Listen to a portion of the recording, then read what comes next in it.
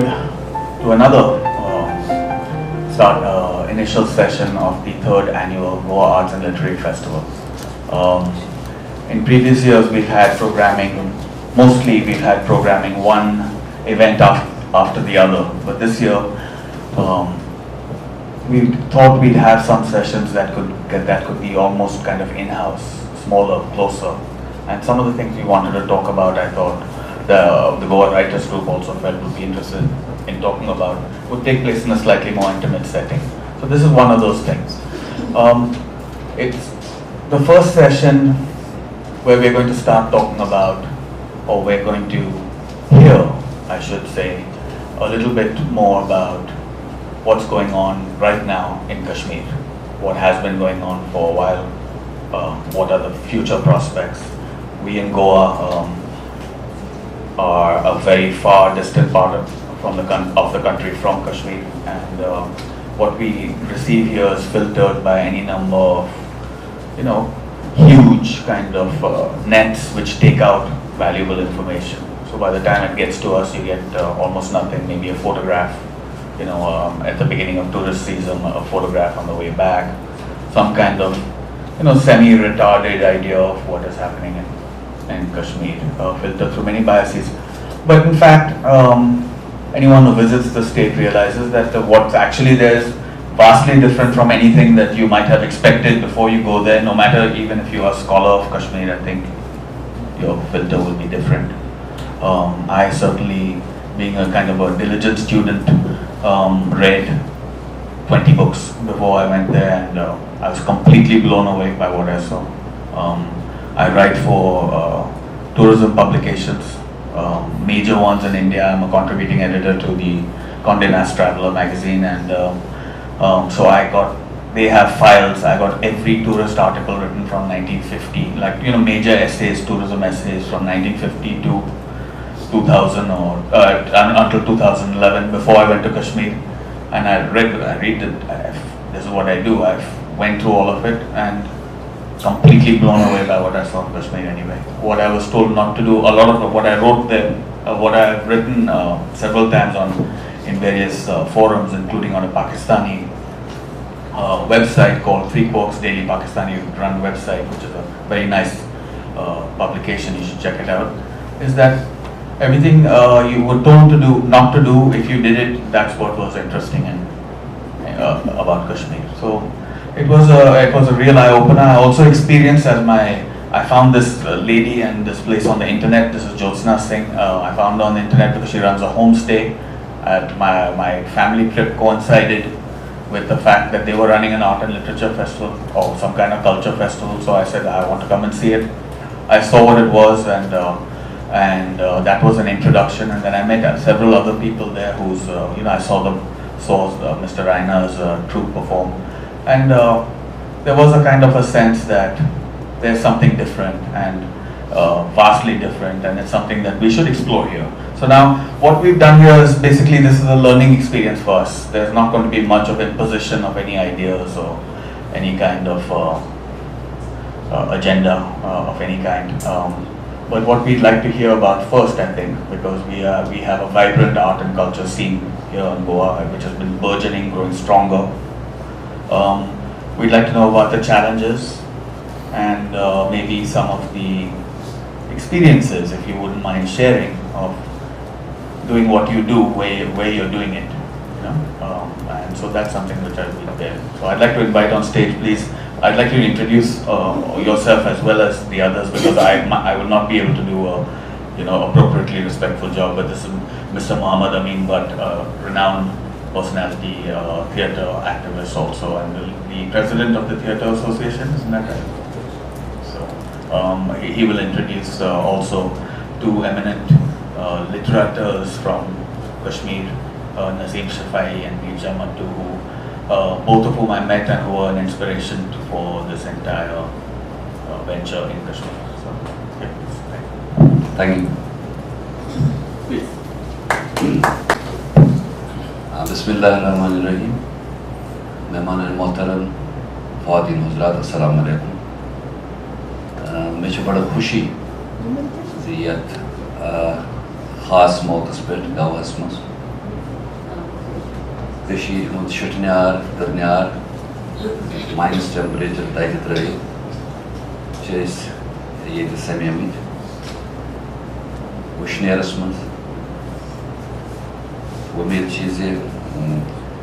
इन गर्मी हंदिस नतीजस मज यह कत करने सह तुम जज्बातन तुम एहसासातन तुम मुशाहिदातन तर्जुमान वुचमत गुजरमत तो हेको यतनसन नहायत जानतदारान तरीकस पे सू सूरत हाल यथ मज कुन जाए पान विक्टिम्स कुन जाए प्लेयर्स सू ब्रो कुन अनित आर्ट के हवाले कत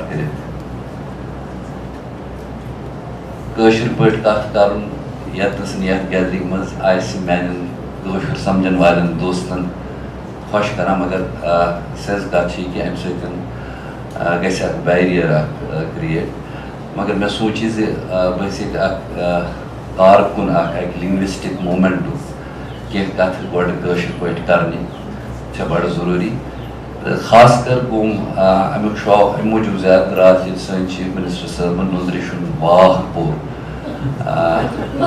मे दोप कम अज कम तक सही वर्जन सह गस रिसाइट कर असली वाह सह शिव थल थल रोजान मौजान हुन तो मुसलमान सॉरी शिव थल थल रोजान मौजान हुन तो मुसलमान त्रुगै पान पन प्रवजान सह साहिबस जनीजान. So that was a couplet which was partly recited by our Honorable Chief Minister yesterday at the inaugural session of the festival. I am delighted to be here. I've started by speaking in Kashmiri language for a reason that I was explaining in my own mother tongue. In fact, I took a leave from one of the very senior and eminent writers from Goa who was there at the inaugural session and who chose to speak in his mother tongue. Like many other regional languages, we too are facing a lot of problems with regard to our language. So we are trying, we are making efforts collectively and different organizations to promote and preserve the language. That's one among the things that is a part of our literary scene in Kashmir. I don't have a very fair idea of how sessions like this are being conducted. I have my own experience of anchoring television programs, morning show for a long time, and then certain functions in Srinagar where the anchor is mostly required to have very praiseful words for the people who are sitting on the dais and to please the audience and just earn their sympathies before the activity starts. But this is a very completely, I think, a very different atmosphere, very informal, and one can afford to be very honest, very objective, and very truthful about whatever he carries in his mind and react to the things in a more informal manner. Having said that, I should first of all correct the written program that's in your hand because it doesn't carry my name as a part of this particular activity. In fact, Samar Halmadhav has been very instrumental in getting me here. He was to do it, and I think we use a term in our road transport corporation language in Srinagar. A person is called a spare driver, and whenever a driver is on leave or is not in a mood to drive, he is asked to drive. So here is your spare driver. My name is Amin Bhat. I do a bit of theatre in Kashmir. I write plays, etc., and other television stuff. I am very honored that I have to be a part of the panel where people like stalwarts, I should say. Naseem Shafaie, she's my elder sister, and in many of her programs, when she recites, I weep.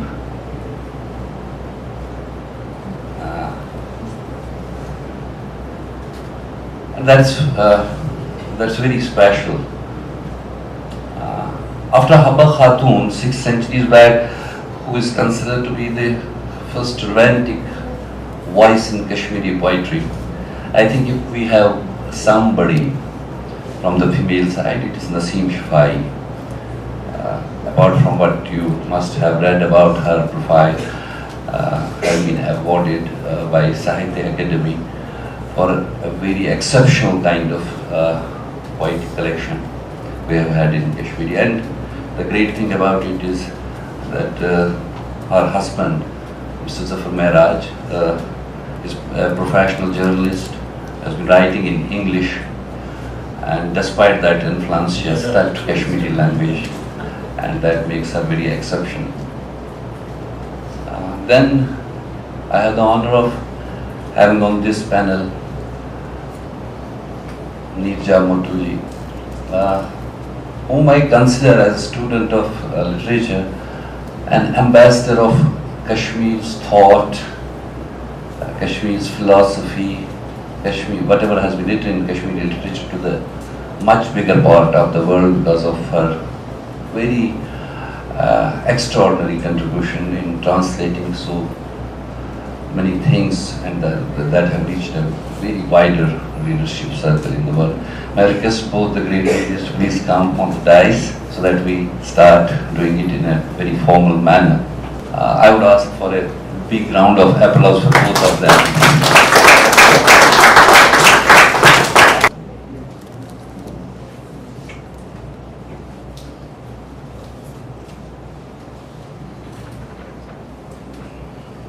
Well, welcome you again in this seated atmosphere now. I don't have a very clear idea should I start from a questioning session or just ask both the panelists to share their own experiences in the first instance. I'll leave it to Naseem ji first to start. Where from, whatever way she would like to do it. Very good morning to all of you, especially the student community. You can see back. Yeah. Because the elders can read and see the things, the interest of youngsters is more dear to me. I am Naseem Shafaie from Kashmir, and I write poetry. Why? I don't know. So since 1976, it was a regular thing with me. I was with me, having around me so many people, relations, friends, and my Kashmir, everywhere. But whenever I am a writer, whenever I write poetry, I am within myself, with me, just alone. So this is how things go on, and I'll give the mic to you. Kind of introduction. But all I want to say, this session actually, I don't think we need to introduce ourselves again. Now, this session was supposed to be creating art in a zone of conflict. See, I would like to say a few words about it. See, conflict is something which exists everywhere and has existed through all times. Can everyone hear this? Can everyone hear the mic? Yes. And unfortunately, Kashmir has become symbolic as a zone of conflict. But I think people everywhere have to live under stress of one kind or another. But as far as Kashmir is concerned, the fear of the gun is what distinguished our conflict situation from other parts of the country. And that is why what happened was that initially the fear of the gun seemed to silence writers in Kashmir. We didn't see many publications in the early 90s. But that didn't mean that they were not writing. They were writing. But they were not sure really of how their writings would be received if they wrote sincerely, if they wrote exactly what they felt, because the atmosphere of fear was so palpable. I don't know if both of you will agree with me, but this is my perception. But in spite of, so many kind of restrictions on free speech from both sides of the, conflict generating agencies, let us say, people wrote. And Naseem is one of those people who really broke through the silence, and she dared to speak in her own voice, and she dared to speak about the experiences of women. She says that she is alone, but she is not alone because she articulates the pain and illness of all the Kashmiri women, and that is what makes her poetry so valuable. And she was introduced just now as somebody after Habba Khatun. But I must say that Habba Khatun, the canvas has now been expanded hugely.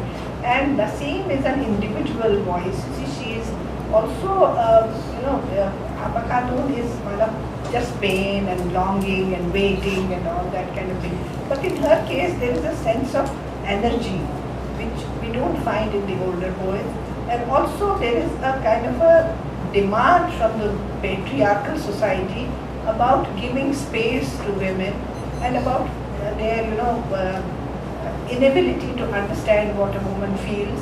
And she dares to say all this. And in that respect, I would say that she's among the boldest voices for men, women poets in Kashmir. Because other people have written, but they have written in slightly guarded ways and things because they have to negotiate this, fine balance between whom not to offend or whose voice to speak about. But Naseem seems to have transgressed those restrictions. So I think it would be a good idea. I don't know what the anchors would feel about it. If Naseem read some of her some poems which she has written, that'd be a good idea. We have to ask the audience. I think that is yes. I think Neerja ji has very rightly suggested that we should request Naseem ji to recite one or two of her poems which are very close to her heart and which she feels reflect the pain of Kashmir, of yesteryears, of whatever has been happening around. May I?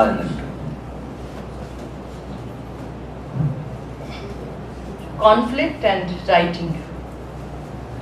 I think now I realize that conflict had to be there. And these 22 years of my experience in a conflict zone have given me more poems, because if the things were not bad, I could not I could not experience the pain like I did when there was conflict. To be smooth sailing is something different, but when you have conflict outside, you have gun, you have death, you have blood and everything around, and you can feel differently.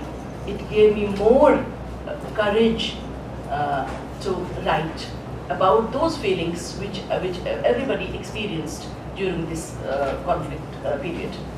So when I saw, once I was coming from college, I saw 8 dead bodies from water come. A few, 5, 6 I saw mourning families. I had not that time a car. I was traveling in a Mattoo, and I was coming to my home, and it was just something I couldn't bear. But the writer in me was creating things, and I wrote. It is the first poem in my first book. It is The Veil, translated by Neerja ji, my teacher. the wail, the cry, and am I allowed to start with that poem? That can show you the conflict and the feeling of a writer as a lady. I am a Kashmiri woman, and I think that will be. Shall I read it? I'll read Kashmiri and then Neerja ji will. They have to see since Kashmiri. Yes. You can have just the beat. And you can It's hear a very the small sound. poem. She will read. I will read in Kashmiri and Neerja ji will read. It's a very small poem, but it has been translated in most of the languages in India, and it was broadcasted from BBC. So this is the way, the bark. It has two parts. Alif. Yasak Pachabai. Yahayas Predo Shaman Barmusravit Piaran Banyan. Locked Shahzad. Kiensa Manchit, Kiensa Dreaded. Hamsari Bayan, Urs Pertan. Dahishma Vinishwit as Nebre. Mianan Garituriad Bevan. Zainikwata got gungai needed, but the pilchika banan sheeted. B. Scatusas. Mattoo. I'm sick, Grimta, Kyata, one other died at the Barmuzra, proper with beat. I'm sick, Grimta, Kyata, one other died at the bar, proper with beat. Oh, who's Rotili, Grexert Sudran, Hamsaya, who's Bakhanzit. That's quote from a very eminent poet, I think 17th, 18th century. I have quoted 2 lines from him. Matamirtav, when chuna moisikam, Matamirtav, when chuna moisikam.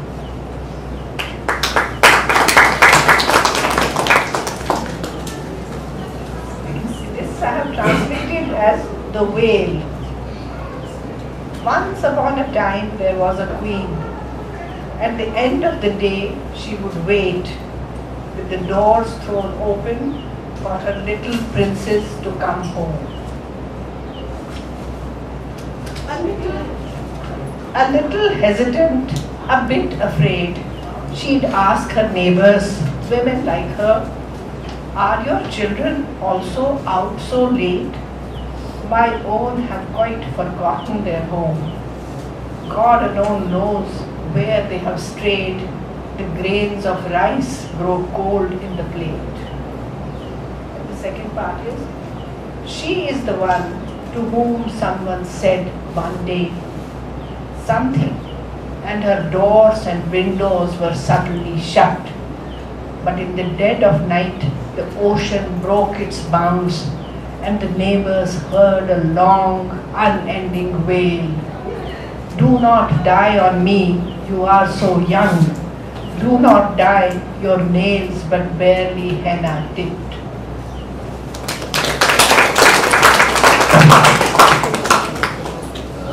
I'd like to recite one more poem. If its translated version is here. Actually, she will make the selection. Okay.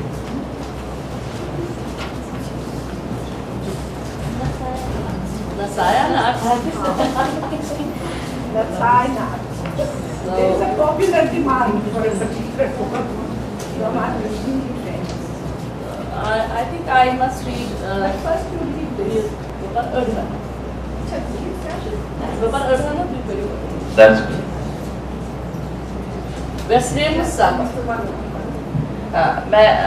I'll read a few lines from my Kashmiri poem, then you can understand well when its translation is for you. Vesrem Sat, Shani Taklipuk Amal Padrat Badas. I think Jyoti ji has not gone through this poem. You must.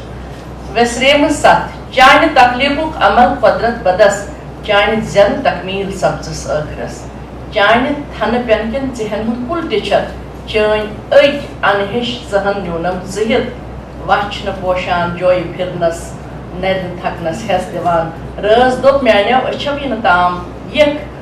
Dohna Bahran Hasdanas Gangal Gati.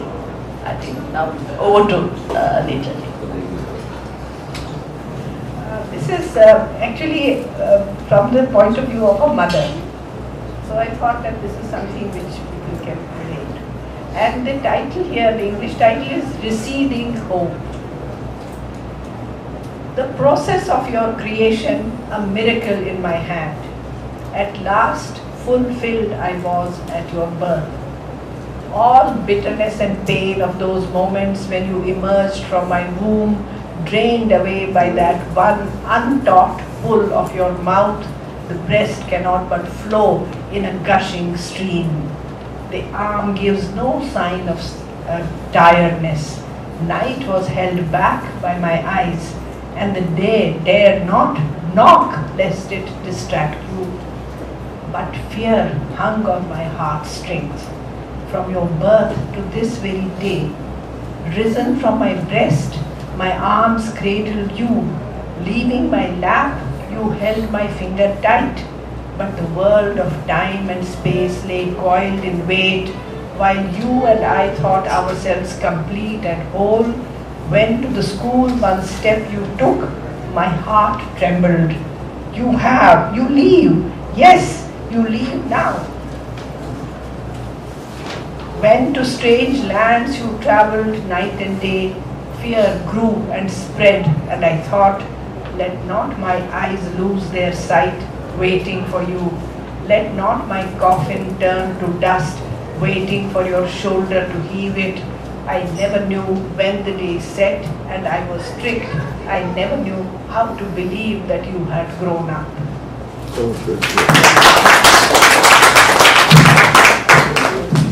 Well, those were the 2 poems, first recited in Kashmiri by Naseem ji, and then the translated version by Neerja ji has been just narrated to you. In fact, creating art in a conflict zone does not necessarily restrict it to the written word in prose or poetry. It is beyond that as well. We can look at the performing art, we can look at the music that has been composed during these years. We have Mr. M.K. Raina sitting here, a theatre stalwart from Kashmir, who has been a regular visitor to Kashmir for the past many years and doing theatre there. You will have a production to see this evening, hopefully. Before I go further in this program, in this panel discussion, I would like to read from this page, which incidentally was with me, to give you another idea about what has been written on the prose side besides the poetry. It is the synopsis of a play I have written in 1997. The play's title, Shanafti Card, Identity Card. What is the most precious possession of a Kashmiri when he steps out on the street? A 4 by 2 inch piece of paper carefully laminated with his thumbnail picture and a stamp. Identity card is not just a proof of his credentials. It is the only guarantee that his lifeless body will not rot in the police mortuary or get a hurried burial of an unidentified. If the uncertainty of street surprises him with a barrage of bullets, or in case the brutal sharpnels of a grenade catch him unawares, he will reach his home, his loved ones. As tragedy continues to unfold in Kashmir, I-card has become even more important than the life that flows through the veins of a Kashmiri. It is even more important than his class, caste and creed. It is his individuality, the proof of his credible existence in a nutshell. At times it becomes the convenient answer to a burst of queries in the shadow of a barrel, an easy exit past from a suspicion, all doubts, all questions. Shanafti Card is a story of one such 4 by 2 inch piece of paper that permanently lives in every wallet in Kashmir.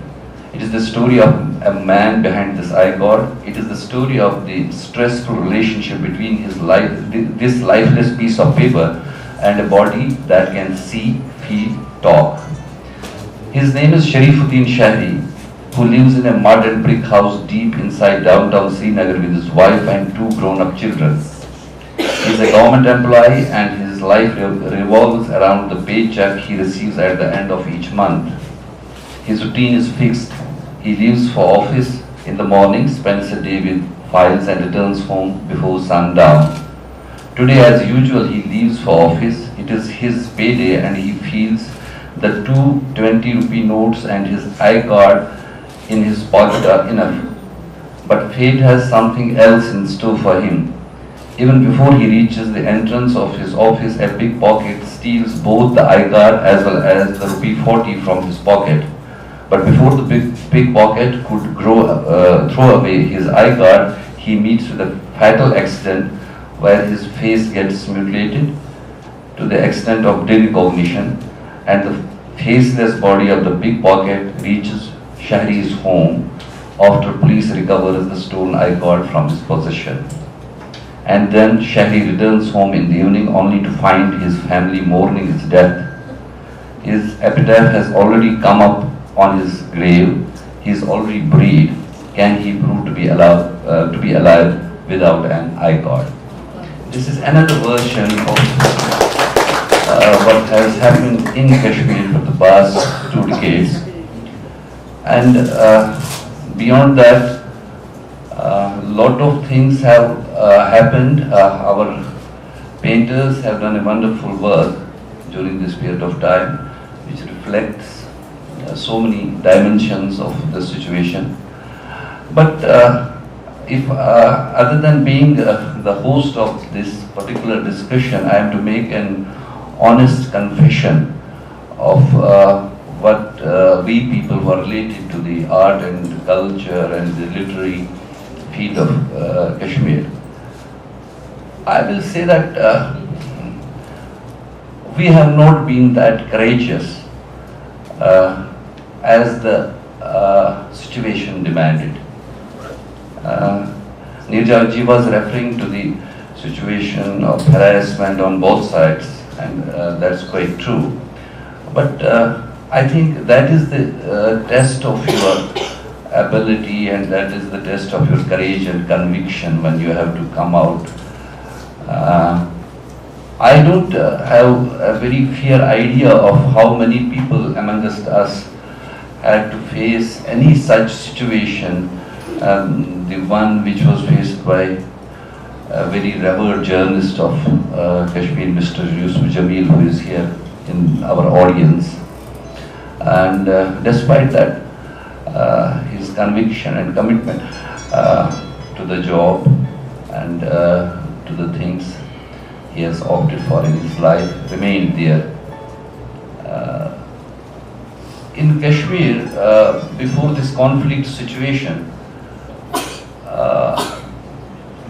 I think our art scene, our literary scene has dominantly been very pro-establishment.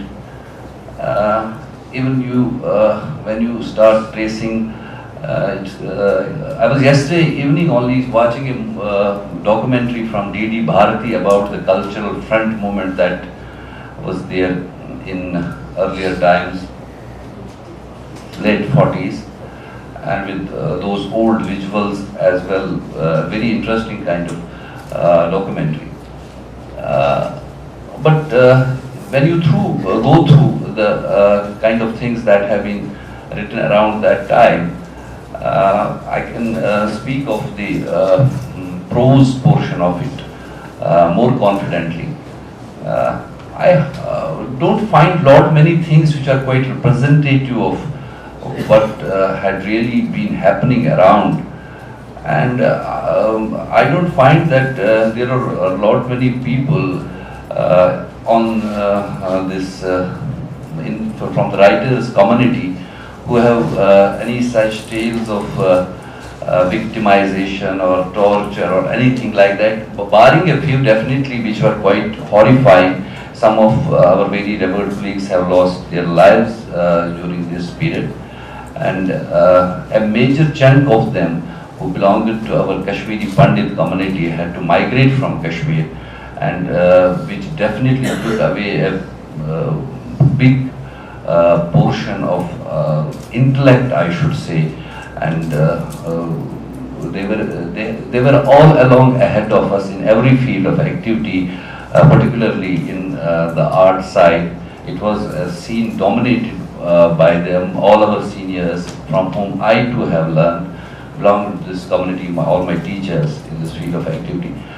And barring that, I do not feel that we have done what we were supposed to do. That's an honest confession on my part, and I can't extend it to everybody.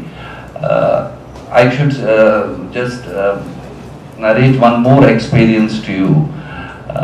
Some of my friends wanted some music to be composed which would be reflective of the pain of Kashmir just a couple of years back.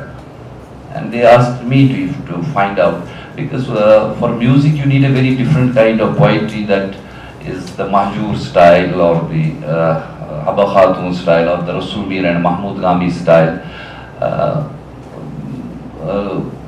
The type of poetry that has been written by Naseem ji, it suits more for very general kind of narration, or you can read it. That's a print page poetry, I should use that term to my understanding. It was very difficult to find out the songs reflecting the pain of Kashmir. In fact, I was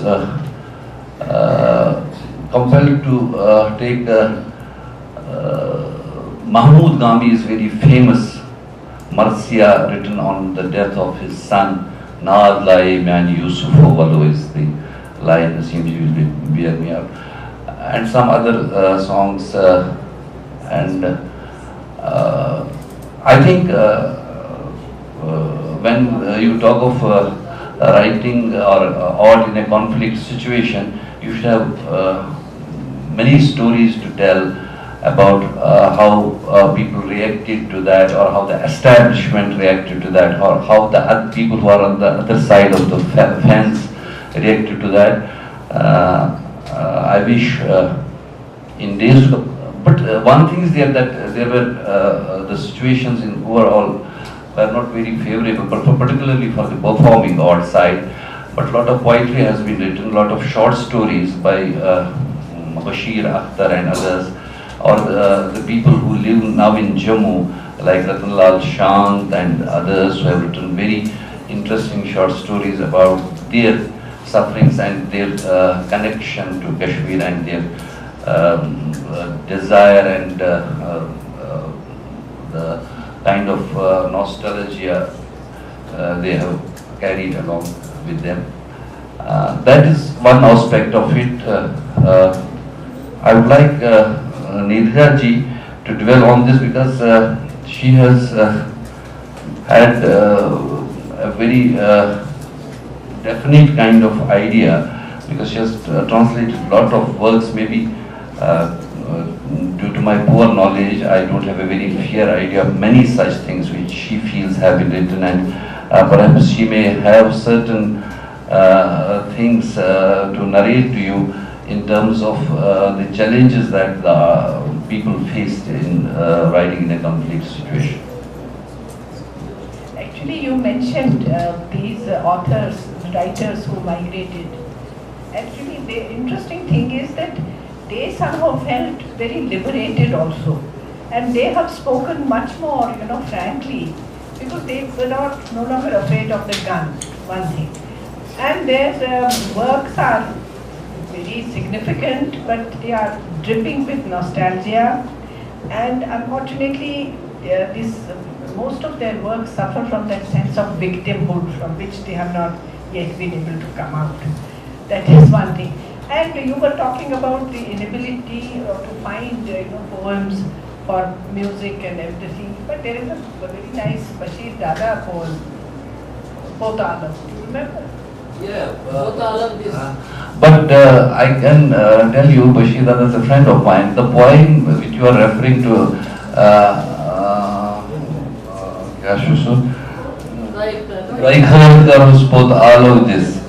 that has been written before 1990, and and that has been written in a very different context. Even Rahi Saab's very famous this Zindrozan Bapat Shimaran Look, so Marakna,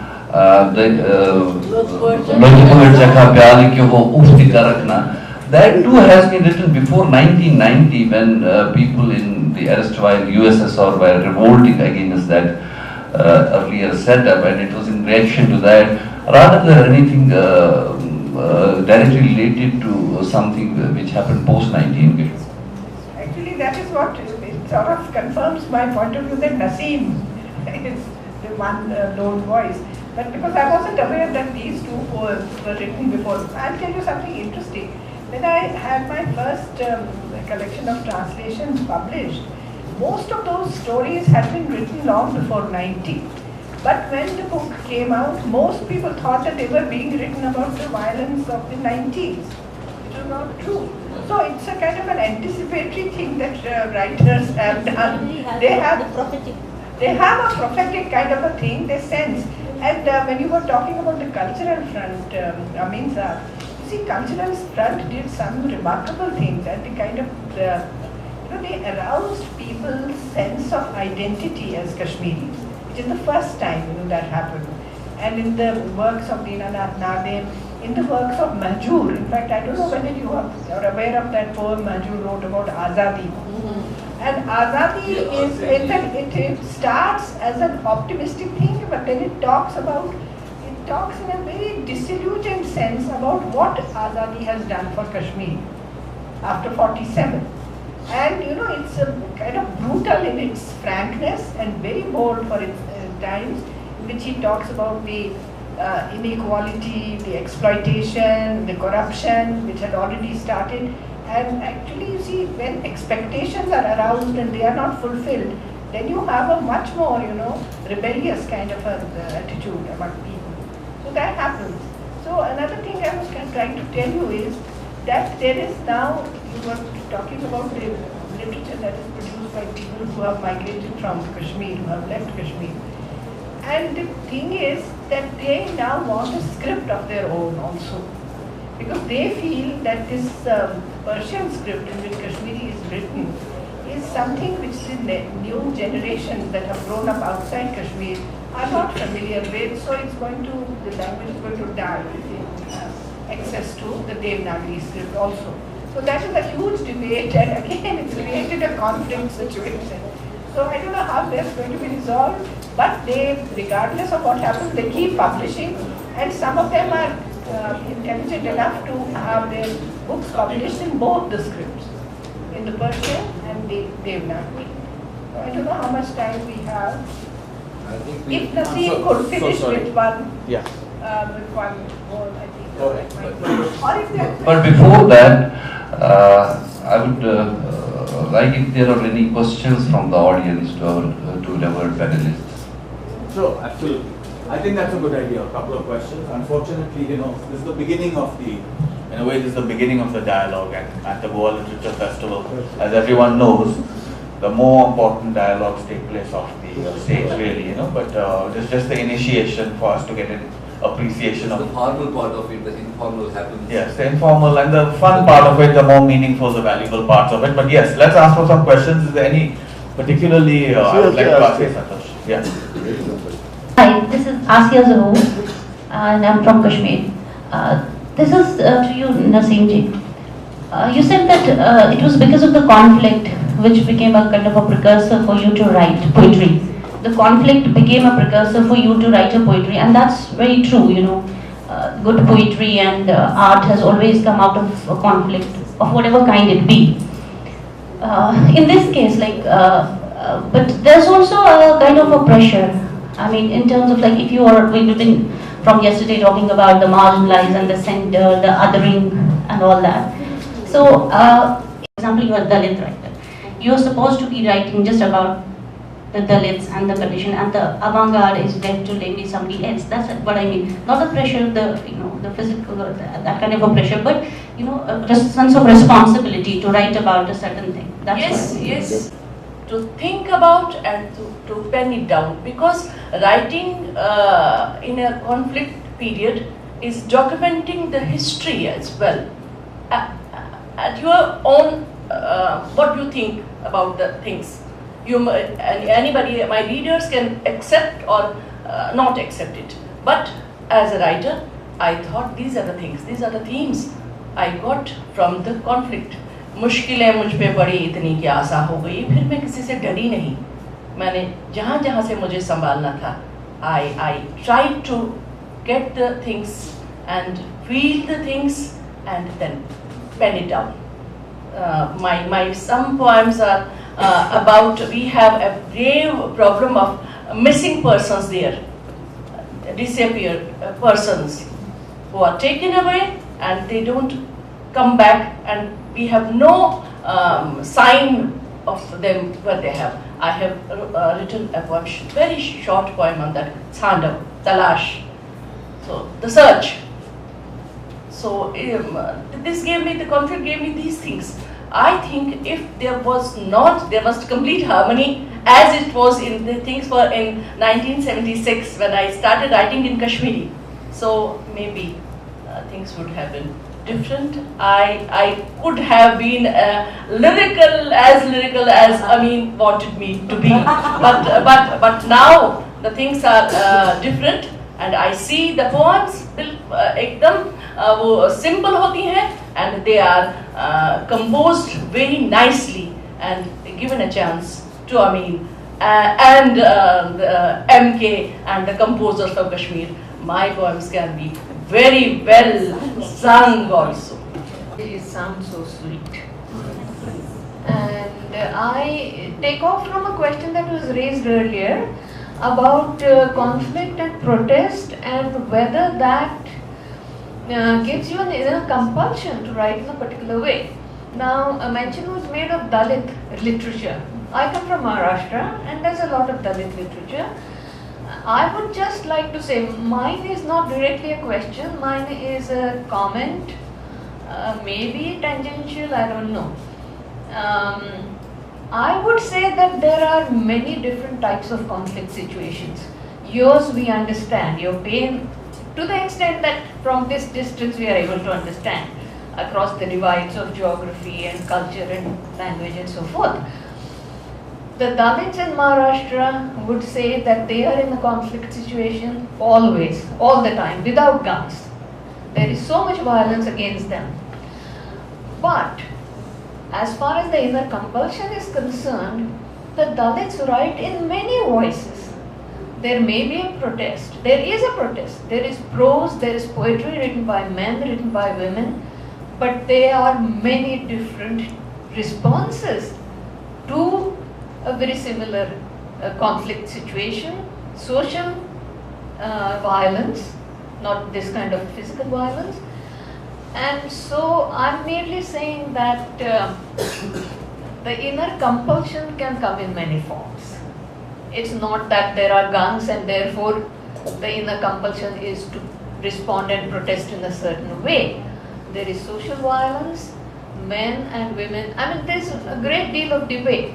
Women's poetry, women's Dalit poetry in Marathi, as opposed to men's writings, women's Dalit autobiographies in Marathi, as opposed to men's, they all protest. And we feel, again with reservations, their pain.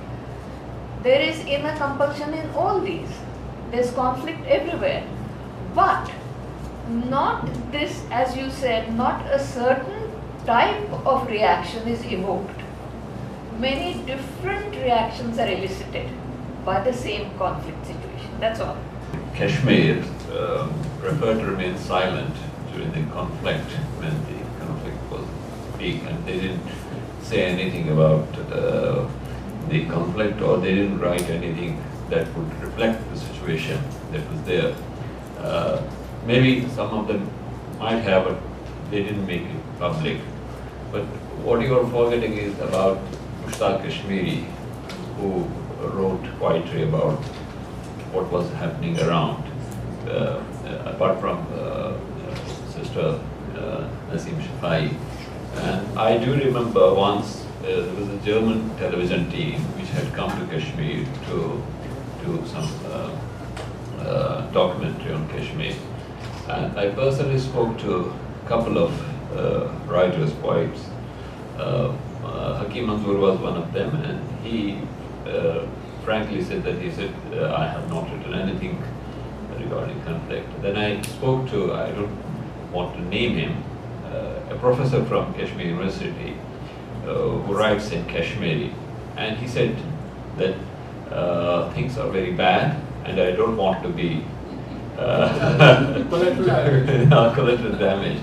Again, I spoke to one of the eminent poets of Kashmir, and he said in Kashmiri, Shafaie are the two people who unmindful of the situation, unmindful of the consequences that could be there, wrote about the situation that was unfolding in Kashmir and made it public as well. So here I do agree with you that the people were not as courageous as they should have been. Thank you. I just want to differentiate with the Dalit setup of writers. See, there are some subtle conflicts. Could you introduce yourself, please? I'm Sadat. I'm also from Srinagar. There are some subtle conflicts which happen because of prejudices of the society per se, which are happening over decades and are not easily erased, other than an inner revolt within the society or a change system that takes place. There is other conflict which from a political conflict spins out into a low conflict war kind of thing. In the other scenario, there is an inherent quality of people to speak out subtly and grow gradually. But in a conflict which flares overnight and assumes the proportion of a war, it's very tough for writers to come out because they are like the wheat in the grinding mill, where both sides of the conflict aim their targets at the subtle and the soft target, which is the common man. In such a scenario where marda kya na karta, I hide myself from my sheath so that my sheath may not be my soul. This is something I'm thinking of, now that I've written it. So that my sheath may not be my soul, and blunder it with blood so that blood may not ooze in the shroud. The shroud becomes my body. The shroud becomes my survival. I'm not concerned about my life as much as I'm concerned about the connections of my family. So when she writes, she is a mother, she is a wife, she is a sister. She has to think of the consequences that the state, which is more powerful. See, the state is a regulated force, which is one part of the conflict which superimposes on you. You are the civilian. The non-regular force are the other side. The state has been patronized to be civilian, but it's not. The other side has not been patronized to be civilian. They are a ragtag force where every Jeb Katra and an ideology person, everybody joined the bandwagon. So in such a situation, it's very tough for the writer to maintain a balance of mind, of speech, and the survival instinct. So I think you could shower 1,000 praises on such writers, but that's not enough for them. They are surviving in the middle of a tempest and still trying to screech out, so that you can hear not the tempest voice, but their voice. And about very true. Yeah, last word to Naseem, if you don't mind. Okay. Sorry. Sadat, you know me, I have not seen you before, but I have heard about you. लेकिन जब मैं निकली तो वो ज़माना था ऐसा कि 1995 में जो एक हादसा मेरे साथ हुआ जिसने मेरी पूरी ज़िंदगी बदल दी, क्योंकि my husband Zafar was abducted and shot 5 times in the abdomen and the shoulder, and even then nobody discouraged me.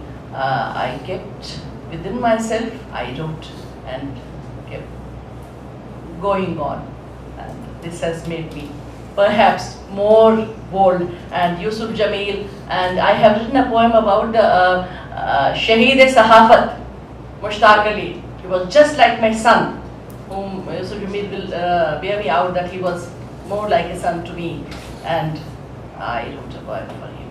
Maybe when you have the session about the journalism, I have the poem with me. I wrote that also. Thanks. Okay, thank you very much.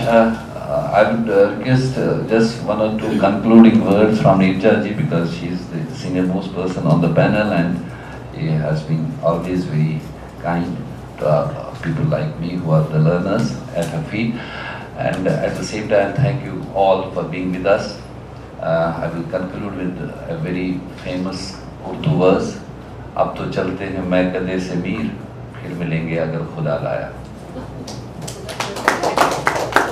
All I want to say is that this has been a small effort really to introduce contemporary Kashmiri literature to people in Goa, and we are overwhelmed by your hospitality, and we for the first time realize that you have given us the privilege of presenting something that was being done in Kashmir and which we never imagined we could sort of reach out to Goa, but thanks to your affection and your imagination, we are here, and I thank you very much.